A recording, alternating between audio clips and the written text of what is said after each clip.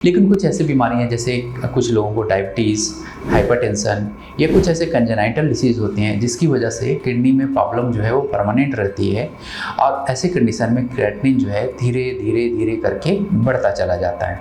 तो ऐसे कंडीशन में हम इस तरह के जो पेशेंट होते हैं उनको हम स्पेसिफिक कुछ मेडिसिन लिखते हैं और कुछ स्पेसिफिक लाइफस्टाइल मॉडिफिकेशन करते हैं जिससे उनका यूरिया क्रिएटिनिन उस गति में नहीं बढ़ती और काफ़ी लंबे समय तक उनका किडनी स्वस्थ रह सकता है।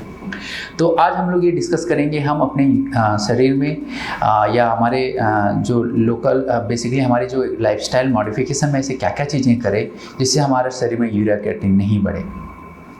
तो सबसे पहले है, सबसे इम्पॉर्टेंट है, अगर आपको शुगर ब्लड प्रेशर है तो एक बेस लाइन अपना किडनी की जांच करवा लीजिए जिसमें आपको एक सोनोग्राफी की जांच, एक यूरिन की जांच और ब्लड सैंपल में आपको यूरिया क्रिएटिनिन की जांच करानी होगी।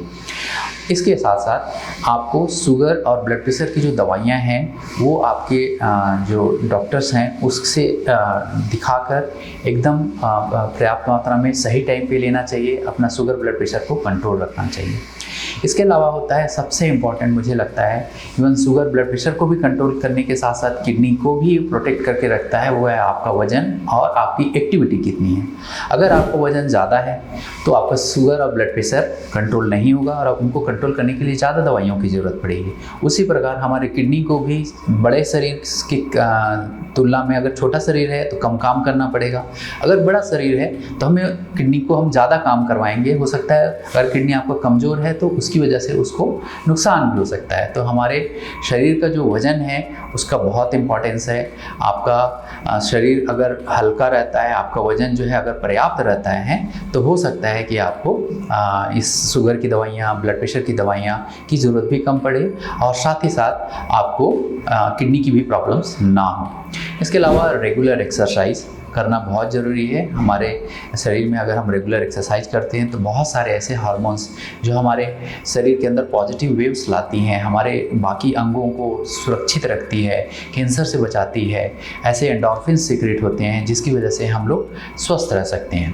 इसके अलावा हमें आपको स्मोकिंग और अल्कोहल, ये दो चीज़ों से बहुत दूरी बना के रखनी चाहिए क्योंकि स्मोकिंग और अल्कोहल दोनों से ही खून की नलियाँ सिकुड़ती हैं जिससे शुगर, ब्लड प्रेशर और साथ साथ किडनी में प्रॉब्लम होने की भी संभावना बहुत बढ़ जाती है। इसके अलावा पर्याप्त मात्रा में पानी पीना ज़रूरी है। एक और सवाल रहता है कि हमें पानी कितना पीना चाहिए, कितना ज़्यादा या कितना कम। तो जनरली हम ये बोलते हैं कि आप 12 ग्लास अगर 24 घंटे में हम पानी पीते हैं तो हमारे लिए पर्याप्त होता है। लेकिन ये डिपेंड करता है मौसम पे और आप किस तरह का काम करते हैं उस पर। अगर आप बहुत ह्यूमिड या बहुत ज़्यादा गर्म एरिया में काम करते हैं तो हो सकता है आपको पानी की रिक्वायरमेंट ज़्यादा हो जाए।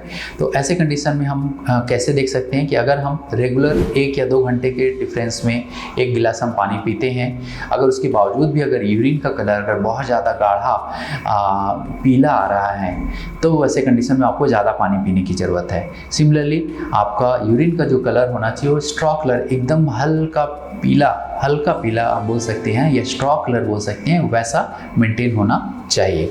लेकिन अगर बहुत ज़्यादा डार्क है तो आपको ज़्यादा पानी पीने की ज़रूरत है, या बहुत ज़्यादा बार बार पेशाब जा रहे हैं तो आप ज़्यादा पानी पी रहे हैं। ये रही हमें पानी पीने की बात। इसके अलावा हमें कुछ चीज़ और ध्यान रखना चाहिए, जैसे कि हमें दर्द की दवाएं जो होती हैं वो दर्द की दवाओं का जो है सेवन नहीं करना चाहिए। अगर दर्द की दवा की ज़रूरत पड़ती है तो वो सिंपल आप पैरासिटामोल लीजिए। कोशिश कीजिए कि आप डाइक्लोफेनेक, आइबुप्रोफेन ऐसी दवाइयों का सेवन कम से कम करें। इसका डायरेक्ट इफेक्ट जो है आपकी किडनी में है और किडनी में जो इंजरी होती है कई बार वो इरिवर्सिबल भी हो जाती है अगर आप लंबे टाइम से ये दवा खाएं। तो ये हमने देखा कि आप अपने लाइफस्टाइल में ऐसे मॉडिफिकेशन करके आप अपना यूरिया क्रिएटिनिन तो ठीक रख ही सकते हैं, किडनी को स्वस्थ तो रख ही सकते हैं। आपका शुगर बीपी की भी दवाइयों की ज़रूरत हो सकता है काफ़ी कम हो जाए। अब रही बात कि अगर आपको यूरिया क्रिएटिनिन आपने टेस्ट करा और यूरिया क्रिएटिनिन अगर बढ़ गया है तब क्या करें। तो ऐसे कंडीशन में आपको एक स्पेसिफिक स्पेशलिस्ट जो होते हैं, नेफ्रोलॉजिस्ट जो होते हैं, उनसे आपको मिलना पड़ेगा और उसके लिए स्पेसिफिक वर्कअप कराने की ज़रूरत पड़ सकती है और उसमें हम लोग ब्लड टेस्ट, यूरिन टेस्ट और किडनी बायोप्सी की भी रिक्वायरमेंट हम बता सकते हैं।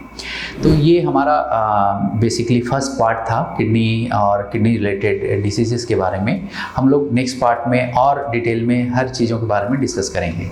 और अगर आपको इस किडनी या किडनी से रिलेटेड या इवन किसी भी भी बीमारी से संबंधित आपको कुछ भी क्वेश्चंस है तो आप हमें अपने हमारे कमेंट सेक्शन में कमेंट कीजिए, मैसेज कीजिए, हम उसका जवाब ज़रूर देंगे। धन्यवाद।